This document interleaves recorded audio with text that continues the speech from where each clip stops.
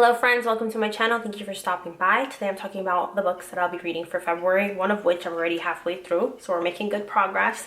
And let's just jump into it. This is all going to be spoiler free. The first book that I'm currently reading is Mistborn by Sanderson, The Final Empire. I have it as an ebook now. I originally took out a copy from my library, but it was so big that I found myself not taking it with me when I would run errands. So now I have the whole trilogy on my Kindle. It was 21 bucks, which is not a bad deal. And if I really end up loving the series, then I'll buy physical copies for them later on when I have a better way of displaying them. All right, so let's talk about Mistborn. Didn't know if I was gonna like it because this is my first time trying out something from Sanderson that isn't YA. There's a lot of world building in Mistborn, first of all, so I'm gonna explain this to you as simply as I possibly can. Even I was confused at first because there was just a lot going on. Basically, for 1,000 years, ash has fallen on this land and no flowers bloom, there's no nature, there's a lot of oppression, there's a lot of slavery. So civilization is being ruled by the Lord Ruler, who is said to be immortal. He is said to be truly evil, and he's kind of viewed upon as a god in this world. So the population is broken up into two groups. There's nobility, who are said to have aided the Lord Ruler during this big battle, this war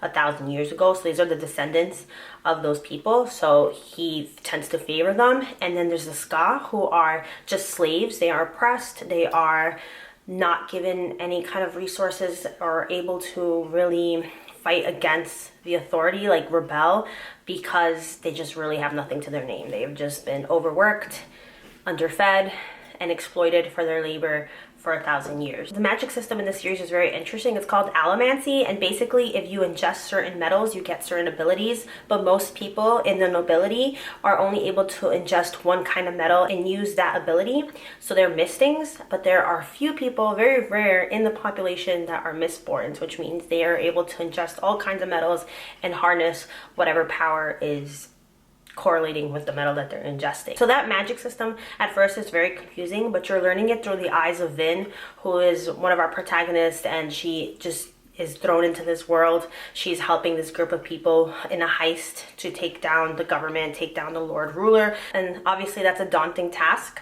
And pretty much a lot of them in that group think they're gonna fail, but and that's kind of where the story leads off, is they're planning this heist, but there's a lot of things that could obviously go wrong. There's a lot of hurdles that they have to plan for, given the fact that they have limited resources. And yeah, it's really interesting. Vin is a frustrating character. She's thrown into it, and because she doesn't know anything, you're just kind of reading through her, trying to keep up, learning this magic system, learning how to harness her powers that she never knew she had. I really like her though, but I can see why she would be irritating to some people. The other characters are super charismatic, and there's a lot of them, so I'm looking forward to continuing to read this novel and kind of get to know all of them, because it's a heist. Every person plays an important role in what they have to do so that it doesn't go wrong and they don't get caught, and I'm assuming people will die at some point in this novel, so I'm trying to get attached. But it's very interesting. I'm proud of myself for reading something a little bit out of the norm of what I generally stick to. I even took notes because I was so worried that I was gonna have a hard time explaining this, and I'm trying to make the best use out of my time. But Mistborn so far, amazing. I'm 325 pages in. It's kind of hard to tell on my ebook because all 3 books are combined to one. So normally when I buy series ebooks, like they're separate in my library, they show up as 3 different books, but not in this case. So I'm having a little hard time trying to see how far along I am, but I'm pretty sure I'm halfway through this novel, and I'm super excited to see where it goes. I'm not planning on reading the 2nd or 3rd this month. I want to kind of read 1 per month, so if I do happen to finish it early on in the month, I'm just going to move on to the other 2 titles that I'm trying to read, which would be, just to the next one I'm going to be reading, and that's Ninth House. So I talked about how Hellbent came out. All my friends at my job were buying it, going to Barnes & Noble's, picking it up, and I had never finished the first book. I read like 40 to 50 pages of this book, and honestly I don't really remember much. I just remember being super confused about it.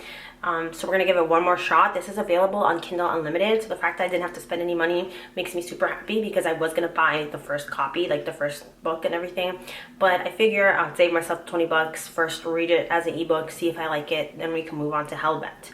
So, Ninth House is described as dark academia. So your protagonist is Alex Stern, who is at her deathbed. She survived a series of homicides. I don't remember that part at all. I'm just reading off the blurb. But she is given a once-in-a-lifetime opportunity to go to Yale and when she gets there, there's a lot of sinister stuff, creepy stuff happening. There's a murder. Someone's missing from her life. I don't remember if that was her friend or an RA from the dorm. I don't know. Basically all I remember. So I figure we can dive right into it, read it. I really like this author's writing. I really enjoyed Six of Crows. I enjoyed Shadow and Bone and that series. I mean, I thought it was a little slow. Like, the first book was my favorite, and I feel like the Netflix show is one of those rare instances where it's much better than the book. I know that's like a controversial, unpopular opinion, but I just don't like the way Mal is written in the books. I think he's such a butthead. I hate that trope where the main characters fall in love, but the guy is not treating her well up until that moment where he finally realizes that she's been there all along for him. Like, stuff like that. Like, I'm not a fan of that. I'm not a fan of watching the love interest flirt with a million girls and you're just there, and then finally he's like, oh wow, you're a girl too. And I just don't. I love Mal in the show. I think he's so sweet. And I love, the show is great. And I do love the Darkling as well. But nonetheless, I really love her writing. I just don't always like her male characters. But in Six of Crows and that whole duology, I really, really enjoyed that. So I'm having high hopes for liking this one, even though, again, I've read some of it before. I'm hoping Ninth House is actually good and that Hellbent is even better. Those are the first two books I want to read for February. February is kind of a short month, so I'm also hoping to read Percy Jackson and The Lightning Thief. I've read these books before. These are middle grade Greek mythology. I loved Percy Jackson growing up, but I really don't remember anything from that series. I might have read it too quickly, or I might be having some memory issues, I'll be honest, because there's a lot of books from my childhood that I don't really remember, but I remember loving, but I don't remember what happened in anything.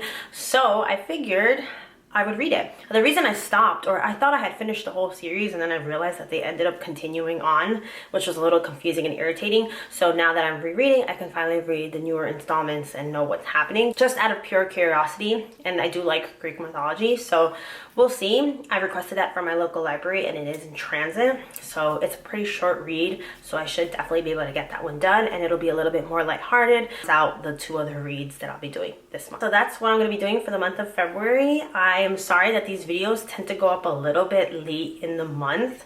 I've really got to work on that. And because I'm uploading once a week, I'm just not used to planning. I plan ahead, like I film ahead, but I don't always plan the video that should be going up. So I have to be paying attention to when my wrap-ups and my TBRs go up so that they're going up right at the beginning of the month and not a week and a half in.